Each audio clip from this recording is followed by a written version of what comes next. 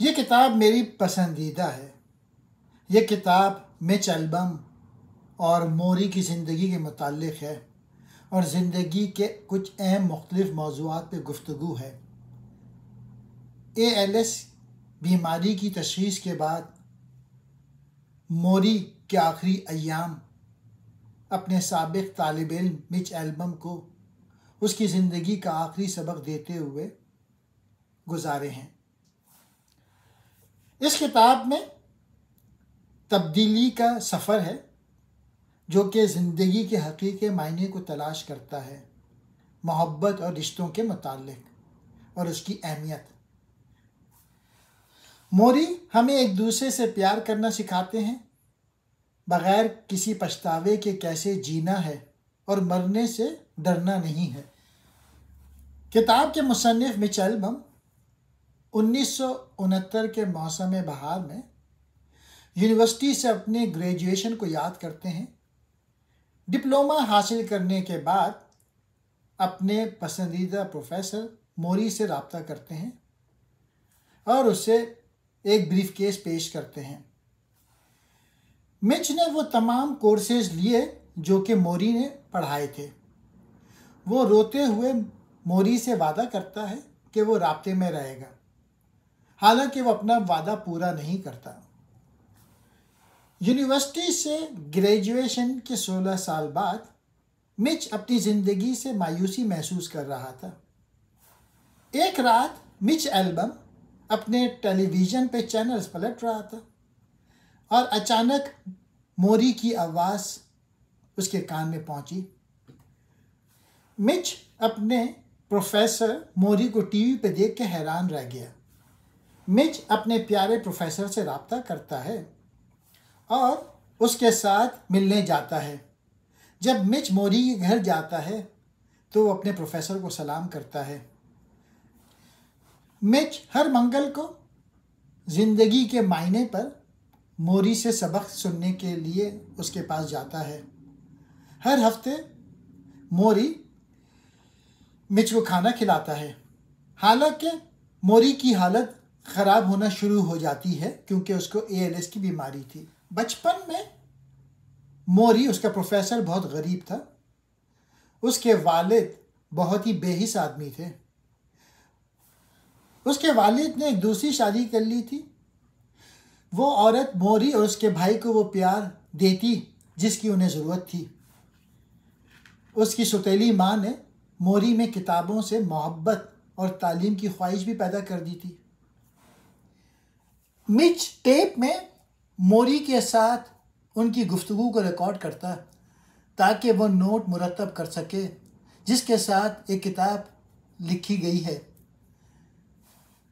मोरी college का एक इंतहाई प्यारा प्रोफेसर है जिसे 60 की दहाई के आखिर में पता चलता है कि वो मर रहा है। मोरी कहते हैं, मैं मुकम्मल तौर पे मौजूद होने पे यकीन रखता हूँ। जब वो मिच के साथ होते थे तो वो दूसरी चीज़ों के बारे में नहीं सोचते थे। वो मिच को बताते हैं कि जब वो गाड़ी चला रहे होते हैं तो वो लोगों को अपने आगे जाने देते हैं और मुस्कुराते हैं। मोरी ट्रैफिक में लोगों के साथ हुस्न सलूक के बारे में बात करते हैं। इस किताब के 5 बड़े आइडियाज़ ये हैं कि ज़िंदगी का हकीकी मायने मोहब्बत, हमदर्दी और रिश्तों में है। दूसरा आइडिया ये है कि मादी दौलत और कामयाबी देर पा तकमील या खुशी नहीं लाती। तीसरा आइडिया ये है कि कमज़ोरी को कबूल करना और जज्बात का इजहार करना शफा का बाइस बनता है। 5वां आइडिया ये है कि इरादे, मकसद और बामायने ज़िंदगी गुजारना चाहिए। चीज़ों से चिमटे ना रहो क्योंकि सब कुछ फ़ानी है। कबूल करें कि आप कौन हैं और उससे लुत्फ़ अंदोज़ हों। ज़िंदगी में सबसे अहम चीज़ ये है कि प्यार कैसे दिया जाए और इसे अंदर आने कैसे दिया जाए। हमदर्द बनो, मोरी ने सरगोशी की, और एक दूसरे की जिम्मेदारी कबूल करो। अगर हम सिर्फ ये सबक सीख लेते तो ये दुनिया बहुत बेहतर जगह होती। हम सब की एक ही शुरुआत पैदाइश है और हमारा अंजाम एक ही होगा, मौत। तो हम कितने मुख्तलिफ हो सकते हैं। कबूल करें जो आप कर सकते हैं और जो नहीं कर सकते। माजी को माजी के तौर पे कबूल करें, उससे इनकार या रद्द किए बगैर अपने आप को माफ़ करें और दूसरों को माफ़ करना सीखें। आप किसी को जो सबसे बड़ा तोहफ़ा दे सकते हैं वो आपका वक्त है, क्योंकि जब आप अपना वक्त देते हैं तो आप अपनी ज़िंदगी का वो हिस्सा देते हैं जो आपको कभी वापस नहीं मिलता। एक दूसरे से प्यार करो या हलाक हो जाओ। इस किताब में ये देखा जा सकता है कि उस्ताद और तालिब इल्म एक बीमारी के ज़रिए कैसे दोबारा मुत्तहिद हो गए जो मोरी को लग गई थी। मोरी कहते हैं कि मरने से पहले अपने आप को माफ़ कर दो और फिर दूसरों को भी माफ़ कर दो। वो लिखते हैं कि हर कोई जानता है कि वो मरने वाले हैं, लेकिन कोई भी इस पे यकीन नहीं करता। वो लिखते हैं कि नंबर 2 होने में क्या हर्ज है। चीज़ों से चिमटे ना रहो क्योंकि सब कुछ फ़ानी है। जीने का तरीका सीखें और आप जान लेंगे कि कैसे मरना है। मरना सीखो और तुम जानोगे कि कैसे जीना है। मोहब्बत जीत जाती है, मोहब्बत हमेशा जीत जाती है। मौत ज़िंदगी को ख़त्म करती है, रिश्ता नहीं। अगर तुम्हें खबर मिले तुम अगले 2 दिन में मर जाओगे तो अगले 2 दिन में क्या करोगे। अगर मैं आपकी जगह होता तो मैं पैसे के बारे में नहीं सोचता या टीवी नहीं देखता, न्यूज़ चैनल नहीं देखूंगा और ना ही सोशल मीडिया प्लेटफॉर्म इस्तेमाल करूंगा। मैं सिर्फ इतना करूंगा कि मैं उन लोगों के साथ ज़्यादा से ज़्यादा वक्त गुजारूं जिनसे मैं सबसे ज़्यादा प्यार करता हूं। मोरी आपको इस किताब में यही बताते हैं कि हम बिस्तर मर्ग का इंतज़ार क्यों करें। हम उन लोगों के साथ काफ़ी वक्त क्यों नहीं गुजारते जिनसे हम प्यार करते हैं। इस किताब का सबक यह है कि नया आईफोन, नया टीवी या कोई नई गाड़ी 1 या 2 दिन के लिए तो आपको खुश कर देगी। मादियत पसंद चीज़ें आपको तवील अरसे में खुश नहीं करेंगी। वो महदूद वक्त के लिए डोपामीन को बढ़ा सकती हैं, लेकिन वो हमेशा के लिए ऐसा नहीं कर सकती। आपकी ज़िंदगी में सबसे कीमती चीज़ें गैजेट या मटेरियल चीज़ें नहीं, सबसे कीमती चीज़ आपका ख़ानदान है और वो लोग जिनसे आप मोहब्बत करते हैं।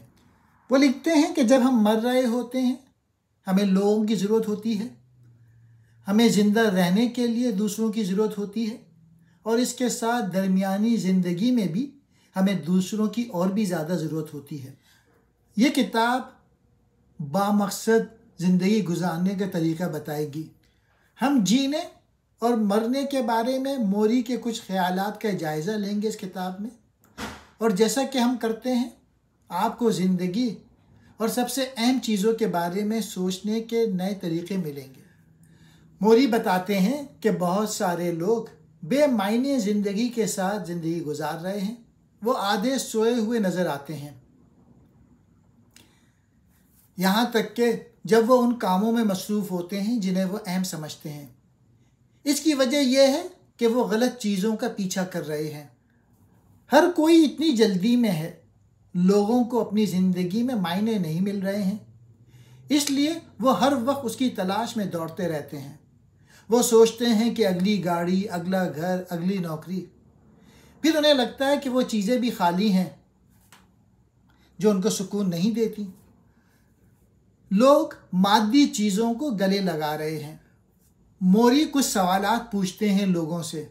क्या आप अपनी कम्युनिटी को दे रहे हैं? क्या आप खुद पुरसुकून हैं?